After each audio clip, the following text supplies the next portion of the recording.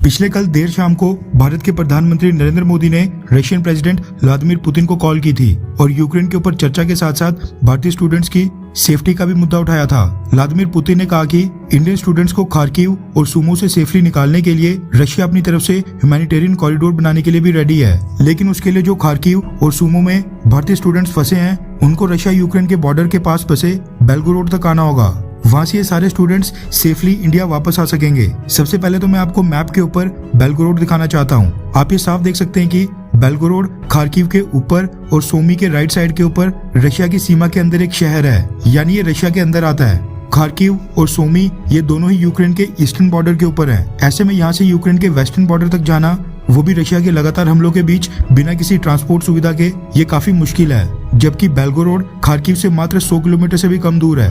भारत क्योंकि रशिया से लगातार रिक्वेस्ट कर रहा है कि रशिया भारतीय स्टूडेंट्स की सेफ्टी को सुनिश्चित करे, इसलिए रशिया ने भारत को ऑफर किया है कि खार्किव और सुमी से सारे भारतीय स्टूडेंट्स को किसी भी तरह इंटरनेशनल बॉर्डर क्रॉस करवाकर बेलगोरोड लाया जाए। रशिया भारत के स्टूडेंट्स की सेफ्टी को लेकर कितना चिंतित है, इसका अंदाजा आप इसी बात से लगा सकते हैं कि पिछले कल देर रात को रशिया की मिनिस्ट्री ऑफ डिफेंस ने अपनी प्रेस कॉन्फ्रेंस के दौरान भारतीय स्टूडेंट्स के लिए रशिया क्या क्या कर रहा है, क्या कदम उठा रहा है, वो सब कुछ बताया।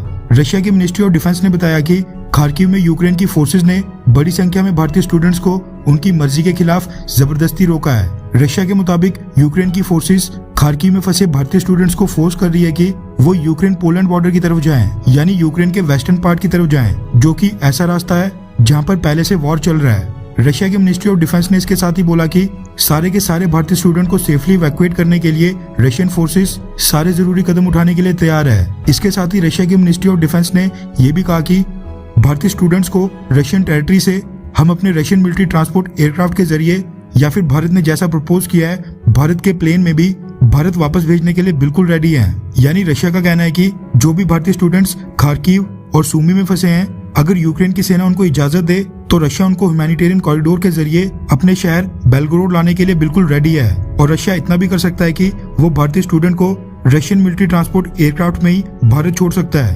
हालांकि भारत ने अपने प्लेन भी ऑफर किए हैं। ये स्टेटमेंट भारत में रशिया की एम्बेसी ने पिछले कल देर रात को 12 बजे के करीब ट्वीट भी किया। खार्किव और सुमी से पोलैंड बॉर्डर लगभग 1100 किलोमीटर दूर है, जबकि रशिया का शहर बेलगोरोड बस 100 किलोमीटर के आसपास है। ऐसे में भारतीय स्टूडेंट्स के लिए ज्यादा अच्छा यही होता कि वो पोलैंड बॉर्डर की तरफ ना जाकर रशिया के शहर बेलगोरोड की तरफ जाते। इसके साथ ही पिछले कल रशिया ने भारत के कहने के ऊपर 6 घंटों के लिए खार्किव शहर के ऊपर शेलिंग रोक दी थी, जिस दौरान कई सारे भारतीय स्टूडेंट्स वेस्टर्न यूक्रेन की तरफ चले गए थे। हालांकि 1000 के करीब भारतीय स्टूडेंट्स अभी भी खार्किव और 1000 के आसपास सोमी शहर में फंसे हैं। उनको रशिया के रास्ते भारत लाया जाता है या फिर यूक्रेन के बाकी पड़ोसी देशों के जरिए, ये तो खैर आने वाले समय में ही क्लियर हो पाएगा। लेकिन आपकी क्या राय है? खार्किव और सोमी में फंसे भारतीय स्टूडेंट्स को क्या रशिया के रास्ते लाना चाहिए, हाँ या फिर ना? नीचे कमेंट करके अपनी राय जरूर बताएं।